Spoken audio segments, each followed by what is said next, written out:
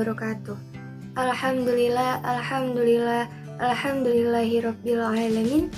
Wassalatu wassalamu ala asrofil anbiya'i wal mursalin wa ala alihi wa ashabihi rasulillahi ajmain. Amma ba'du. Pertama-tama dan yang paling utama, kita panjatkan puja dan puji syukur kita atas kehadirat Allah Subhanahu wa Ta'ala yang telah memberikan kita nikmat iman dan nikmat umur yang panjang. Selamat berangkaikan salam kita hadiahkan kepada baginda kita Muhammad sallallahu alaihi wasallam. Allahumma sholli ala sayyidina Muhammad wa ala ali sayyidina Muhammad, yang mana yang akan memberikan syafaatnya kepada kita di akhirat kelak nantinya. Amin amin ya rabbal alamin. Yang saya hormati yaitu Ibu dosen mata kuliah statistika, yaitu dengan Ibu Ilmiati MKom, dan yang saya sayangi serta saya banggakan adalah teman-teman sekalian. Adapun materi yang akan saya dan teman-teman saya sampaikan adalah mengenai konsep dasar distribusi teoritis. Baiklah, langsung saja saya akan memperkenalkan diri saya beserta teman-teman saya. Selamat menonton dan menikmati. Halo teman-teman, perkenalkan nama saya Tri Fajriah Humairah. Saya sebagai moderator dan pemakalah keempat. Selanjutnya rekan saya atas nama Dea Ivanka sebagai pemakalah pertama. Selanjutnya rekan saya atas nama Putri Reskiana Silalahi sebagai pemakalah kedua. Selanjutnya rekan saya atas nama Fajar Syaputra sebagai pemakalah ketiga. Baiklah, langsung saja kepada rekan saya Dea Ivanka sebagai pemakalah pertama. Saya persilahkan. Assalamualaikum warahmatullahi wabarakatuh. Sebelumnya saya ingin mengucapkan terima kasih kepada moderator karena sudah mempersilahkan saya untuk memaparkan materi yang pertama. Baiklah, di sini forum saya ambil alih. Langsung saja, di sini saya atas nama Dea Ivanka sebagai pemakalah pertama akan memaparkan materi yang pertama dari makalah kelompok 3, yaitu A. Pengertian distribusi teoritis. Distribusi teoritis atau yang disebut dengan distribusi probabilitas teoritis itu merupakan suatu daftar yang disusun berdasarkan probabilitas dari peristiwa-peristiwa yang tentunya bersangkutan. Atau distribusi yang frekuensinya tersebut diperoleh dari secara matematis atau melalui sebuah perhitungan. Untuk lebih jelasnya lagi terkait dengan distribusi teoritis, maka teman-teman sekalian bisa melihat dari salah satu contoh yang akan saya jelaskan kali ini. Misalnya, pelemparan 100 kali sebuah mata uang logam yang terdiri dari dua sisi, katakanlah sisi A dan katakanlah sisi B. Maka probabilitas sisi A di atas sama dengan setengah dan probabilitas sisi B sama dengan setengah. Sehingga distribusi teoritis sisi A di atas adalah setengah kali 100 sama dengan 50. Demikian juga distribusi teoritis sisi B di atas juga sama dengan setengah kali 100 sama dengan 50. Jadi, dari contoh soal yang sudah saya paparkan tadi, maka teman-teman sekalian pasti bisa dong menarik sebuah kesimpulan dan juga menarik sebuah gambaran.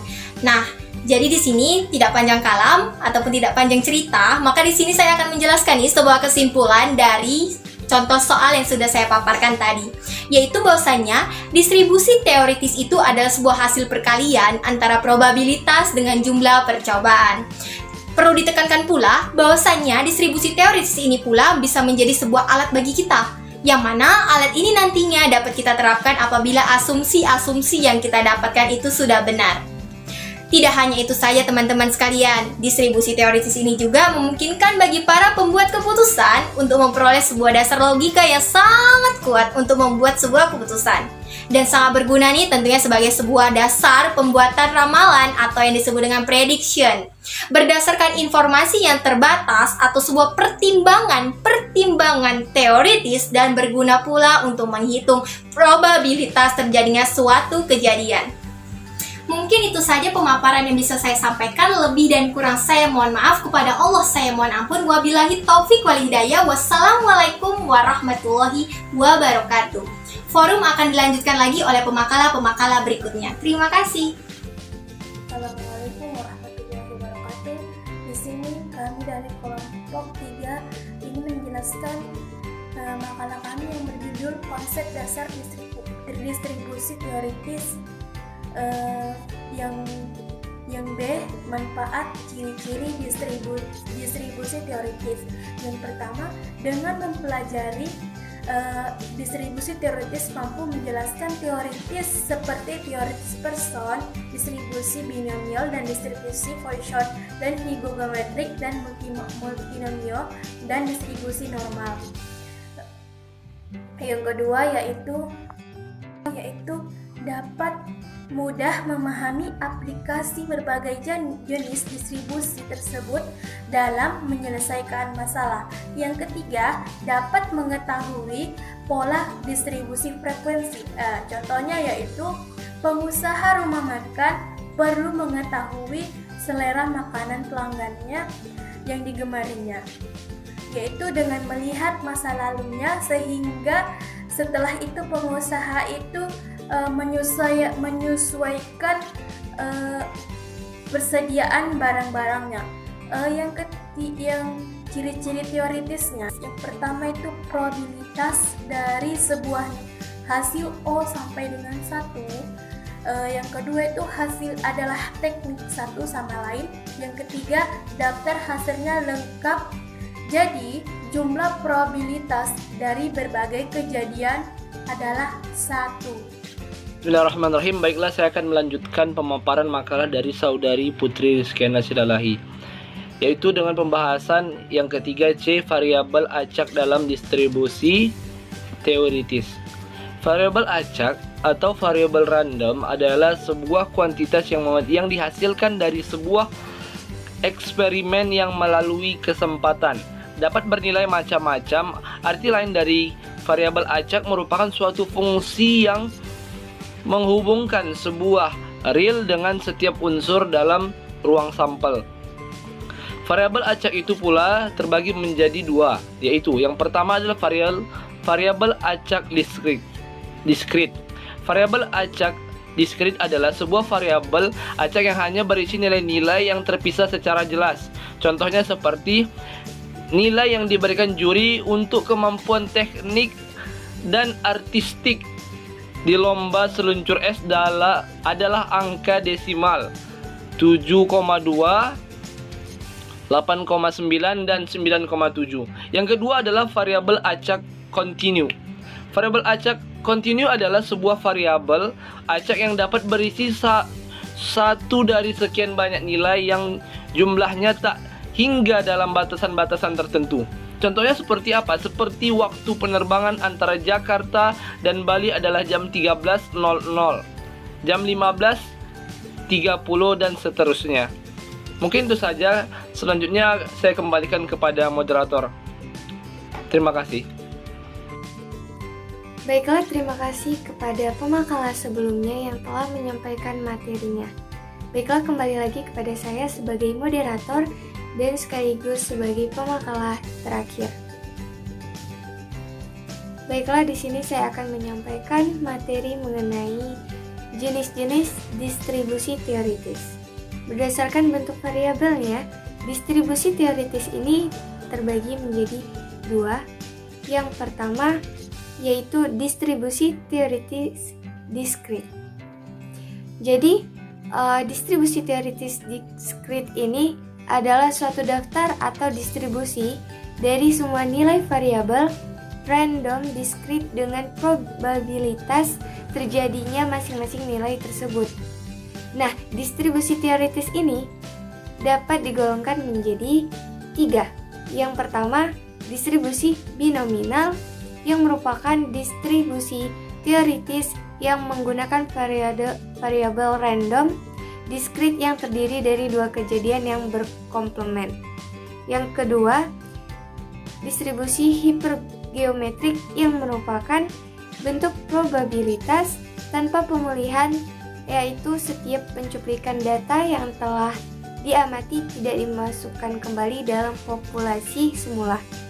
Yang ketiga, distribusi Poisson menjelaskan beberapa kali sebuah kejadian terjadi selama interval tertentu. Nah, interval tersebut dapat berupa waktu, jarak, luas, dan volume. Oke, selanjutnya distribusi teoritis kontinu.